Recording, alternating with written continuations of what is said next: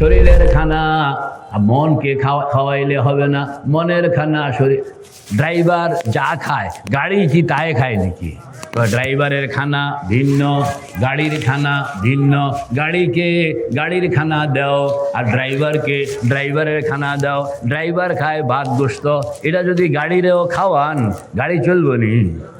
আর গাড়িয়ে খায় তেল গ্যাস, এটা যদি বক্তিয়ার ভাই ড্রাইভারকে খাওয়ান বেড়া বাঁচবো নি।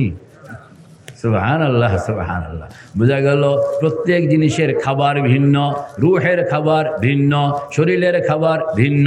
আমরা শরীরকে তো বানাই, শরীরকে খাওয়াই, কিন্তু মনকে কোনোদিন খাওয়াই না।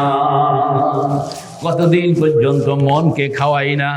জিন্দিগিতে নামাজ পড়লো না, জিকির করলো না, মোরাকাবা করলো না, মনকে কোনোদিন খাওয়াইলো না। মন এটা কি জিন্দা আছে না মরে গেছে গা?